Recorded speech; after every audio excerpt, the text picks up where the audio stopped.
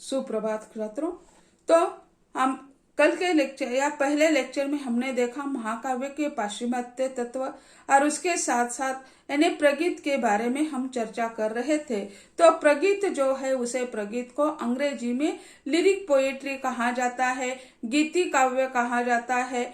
और वह गीति काव्य को ज्ञानराज गायकवाड़ जी ने उसे यानी प्रगीत को भावगीत कहा है। तो ऐसे यानी भावगीत क्यों कहा? क्योंकि वह गाने लायक है, उसमें गेयता है, इसी कारण उसे यानी प्रगीत यानी भावगीत कहा है, जो मराठी में उसे भावगीत कहते हैं। तो ऐसे यानी यह प्रगीत की विशेषता दिखाई देती है। मुक्तक काव्य के अंतर्गत गीति काव्य को सर्वाधिक महत्व दिया है। यानी जैसे हम देखते हैं प्रगीत के कई भेद किए हैं, तो वो प्रगीत कैसे पाठ्य मुक्तक के भेद किए हैं। तो मुक्तक काव्य के दो भेद होते हैं, पाठ्य मुक्तक और गेय मुक्तक। तो यानी मुक्तक गेय मुक्तक में इसमें मुक्तक काव्य के अंतर्गत गीति काव्य को सर्वाधिक महत्व दिया गया है, क्योंकि उसकी तुलना में पाठ्य पुस्तक इतने प्रभावशाली नहीं होते हैं। गद्य और पद्य यानी पद्य जो है, पद्य मानव के हृदय को स्पर्श कर देता है, हृदय को छू लेता है। लेकिन पाठ्य जो है थोड़ा कठिन होता है, उसे पढ़ने के लिए ज्यादा समय लगता है, गेयता उसमें है, इसी कारण वह पाठक के हृदय को छू लेता है। गीति काव्य में कवि अपनी व्यक्तिगत सुख दुख की तीव्रतम अनुभूति को व्यक्त करने के लिए संगीत प्रदान कोमल शब्दावली को चुनता है। यानी लेखक जो है उसे अपनी व्यक्तिगत जो कोई अनुभूतियां है उसको स्पष्ट करने के लिए कोमल कांत पदावली का प्रयोग कर देता है। इसमें सरसता, कोमलता, रागात्मकता, लाघवता, मार्मिकता और वैयक्तिकता के गुण विद्यमान रहते हैं। गीति काव्य कवि के हृदय का स्पंदन होता है। गीति काव्य जो होता है कवि के हृदय का स्पंदन होता है, जिसमें वह प्रेम, कलह, वेदना, हर्ष, विषाद आदि का चित्रण करता है। इसकी रचना करने के लिए कवि बाह्य जगत को अपने अंतःकरण में ले जाकर इसे भावपूर्ण बनाता है। गीत के रूप में उसकी आत्माभिव्यंजना अत्यंत सशक्त होती है। वह शब्द साधना के साथ साथ स्वर साधना भी करता है। वह शब्द साधना के साथ साथ स्वर साधना भी करता है। अनेक विद्वानों ने प्रगीत की परिभाषा करने का प्रयत्न कर दिया है। प्रगीत की परिभाषा भी अलग अलग विद्वानों ने करने का प्रयत्न कर दिया है। जैसे महादेवी वर्मा जी जो है वो प्रगीत महादेवी वर्मा हो, या जैसे जयशंकर प्रसाद हो, तो या निराला हो, सुमित्रानंदन पंत हो, उन्होंने ये छायावादी कवि जो है उन्होंने कोमल कांत पदावली का प्रयोग किया है। इसी कारण जैसे सरोज स्मृति जो है उसे स्वानेट कहते हैं निराला की, तो उसे भी यानी दुखांत है उसमें, फिर भी अपनी वेदना दिखने का प्रयत्न उन्होंने कर दिया है। सबसे पहले महादेवी वर्मा की जो काव्य की यानी प्रगीत के बारे में उनका विचार है हम देखते हैं। तो महादेवी वर्मा कहती है, सुख दुख की भाववेशमयी अवस्था विशेष को गिने चुने शब्दों में चित्रित कर देना ही गीत है। इसी तरह रविन्द्रनाथ टैगोर जी कहते हैं, मन में जब एक वेगवान अनुभव का उदय होता है तब कवि से गीत काव्य में प्रकाशित किए बिना नहीं रह सकते। यानी जैसे कवि जो है उसके मन में जो कार्यत्री प्रतिभा जो है, कार्यत्री ने कवि की प्रतिभा जो है, तो वो कवि की प्रतिभा शांत बैठने नहीं देती, उसे यानी प्रकाशित किए बिना रह नहीं सकती है। प्रकाशित करना यानी क्या है?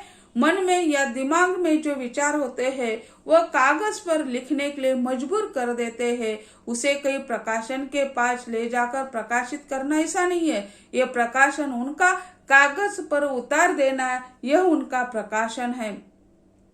गणपति चंद्र गुप्त जी कहते हैं, गीति काव्य एक ऐसी लघु आकार एवं मुक्तक शैली में रचित रचना है जिसमें कवि निजी अनुभूति या किसी एक भाव दशा का प्रकाशन संगीत या लयपूर्ण कोमल पदावली में करता है। यानी गणपति चंद्रगुप्त जी कहते हैं, गीति काव्य एक ऐसी लघु आकार एवं मुक्तक शैली में लिखी एक रचना है जिसमें कवि निजी अनुभूति या किसी एक भाव दशा का प्रकाशन संगीत के माध्यम से कहता है और उसकी वाणी जो है कोमल वाणी होती है, लयपूर्ण कोमल पदावली में वह व्यक्त कर देते हैं। यह कोमलता जो है, कोमलता अत्यंत महत्वपूर्ण मानी जाती है।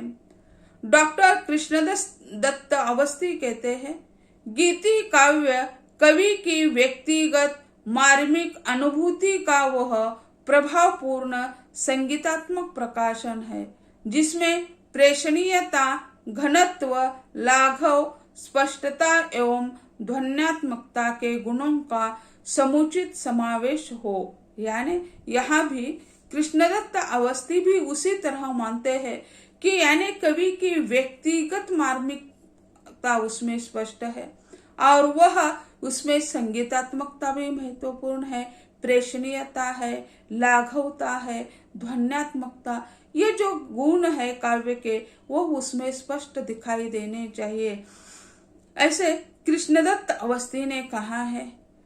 अगले जो है विद्वान वे राम लेखावन पांडे हैं। वे कहते हैं, सजीव भाषा में व्यक्ति के आंतरिक भावों को सक्षम अभिव्यंजना संगीतात्मकता के आग्रह के साथ जिसमें होती है वह है गीति काव्य, वही है प्रगीत। अर्नेस्ट राइस कहते हैं, सच्चा गीत वही है जो भावात्मक विचार का भाषा में स्वाभाविक विस्फोट हो। यानी भारतीय विद्वानों के साथ साथ पाश्चात्य विद्वानों के भी विचार हमें देखने हैं। तो अर्नेस्ट राइस कहते हैं, सच्चा गीत वही है जो भावात्मक विचार का भाषा में स्वाभाविक विस्फोट हो। विस्फोट यानी लिखना, यानी स्फोट यानी यहाँ कहीं बम गिराना वगैरह नहीं है, लेकिन लिखना, मन में जो विचार है वे कागज पर उतार देना, यानी उसे विस्फोट होता है। कोई यानी उससे क्या है, हमें स्पष्ट दिखाई देता है कागज पर। मन में जो विचार है हम मन में रखते हैं तो वह साहित्य नहीं बनता है। हम किसी चर्चा के लिए बैठे हैं और चुप्पी साध कर बैठे हैं तो हम क्या एक दूसरे से विचार विमर्श करते हैं। जब हमारे मुख से कोई ध्वनि निकल जाता है, हम अपने विचार दूसरों तक पहुंचाते हैं, उस विषय पर दूसरे लोग भी अपने विचार व्यक्त करते हैं, तब उसी समय विचार मंथन होता है, नई कोई कृति को जन्म मिल जाता है। तो ऐसे जो है तो कवि के मन में जो विचार आए हैं वह लिखित रूप में सामने स्पष्ट कर देता है।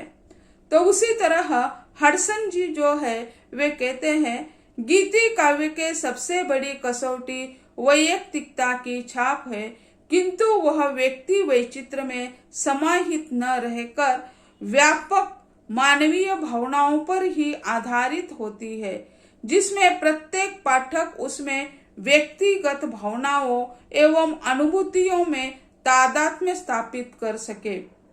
यानी हडसन ने थोड़ी विस्तृत परिभाषा करने का प्रयत्न कर दिया है। तो वे कहते हैं कि गीति काव्य की सबसे बड़ी कसौटी वैयक्तिकता की छाप है। तो वैयक्तिकता यानी निजी विचार, अपने निजी विचार उसमें दिखाई देते हैं, किंतु वह व्यक्ति वैचित्र में समाहित न रहकर व्यापक मानवीय भावनाओं पर ही आधारित रहती है, जिसमें प्रत्येक पाठक उसमें अभिव्यक्त भावनाओं एवं अनुभूतियों से तादात्म्य स्थापित कर सके। यानी यहाँ व्यक्ति जो है, व्यक्तिगत भावना जो है उसमें स्पष्ट होती है। रस्किन कहते हैं, गीति काव्य कवि की निजी अनुभूतियों का प्रकाशन है। यहाँ यानी थोड़ा विस्तृत हो, शॉर्ट हो, तो उसमें निजी अनुभूति जो है, निजी अनुभूति महत्वपूर्ण मानी जाती है। और अंतिम पाश्चात्य विद्वान जो है वे गोमर जी है, वे कहते हैं, गीति काव्य वह अंतवृत्ति निरूपणी कविता है जो वैयक्तिक अनुभूतियों में पोषित होती है, जिसका संबंध घटनाओं से नहीं अपितु भावनाओं से होता है तथा जो किसी समाज की परिष्कृत अवस्था में निर्मित होती है। यानी गीति काव्य है जो वह एक वैयक्तिक अनुभूति होती है। इसके आधार पर यानी अलग अलग विद्वानों ने यानी गीति काव्य की परिभाषा करने का प्रयत्न किया है। इसी के आधार पर गीति काव्य की जो विशेषता है वह विशेषता इस प्रकार है। पहली जो विशेषता है वह इसमें व्यक्तिगत अनुभूति की प्रमुखता होती है। यानी गीति काव्य जो होता है एक व्यक्ति का होता है, इसी कारण उसमें व्यक्तिगत अनुभूति महत्वपूर्ण होती है। प्रगीत काव्य का संबंध बुद्धि से न होकर हृदय से होता है। प्रगीत का संबंध जो होता है बुद्धि तत्व से नहीं तो हृदय तत्व से होता है। हृदय यह महत्वपूर्ण माना गया है। इसकी शैली प्रभावमयी होती है। यानी प्रगीत की जो शैली है वो प्रवाहमय होती है।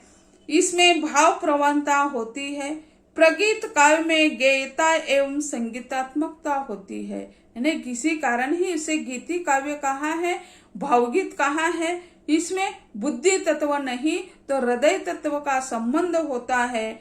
प्रगीत काव्य में गेयता एवं संगीतात्मकता होती है।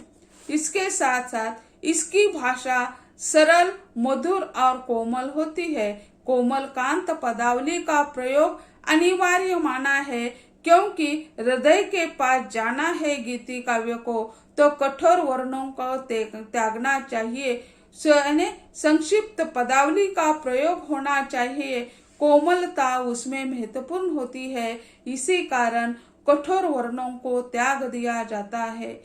इसमें मार्मिकता, संक्षिप्तता होती है।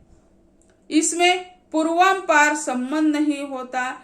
इसमें सहज अंत प्रेरणा होती है। यानी हृदय के साथ संबंध स्थापित करना है तो अंत प्रेरणा होना महत्वपूर्ण है। प्रगीत में समाहित प्रभाव होता है। तो ऐसे यानी इनकी विशेषता जो है तो इन विशेषताओं का हम देखते हैं। तो यानी यह प्रगीत क्या है तो प्रगीत एक हृदय स्पर्शी काव्य है, गीति काव्य है। तो ऐसे यह यानी इनकी विशेषता है। तो प्रगीत के तत्वों के बारे में भी हमें चर्चा करनी है। तो यानी प्रगीत के कई तत्व हैं। यानी प्रगीत के तत्व उसके भाव तत्व, संगीतात्मकता, वैयक्तिकता, संक्षिप्तता, प्रभाव शैली जैसी उनकी विशेषता है उसी तरह उनके तत्व भी है। तो यानी भाव तत्व, पहला जो भाव तत्व, भाव प्रगीत की आत्मा है। तीव्र भाव ही प्रगीत को जन्म देते हैं। यानी जैसे हृदय तक पहुंचने के लिए यह तत्व जो है भाव तत्व, बुद्धि तत्व नहीं का स्थान नहीं तो भाव तत्व का संबंध होता है। भाव तत्व ही यानी हृदय तक पहुंच जाता है। तीव्र भाव ही प्रगीत को जन्म देता है। भाव की तीव्रता कवि को अभिव्यक्ति के लिए प्रेरित करता है। कवि की भावनाओं को सहज उद्रेक प्रगीत में होता है।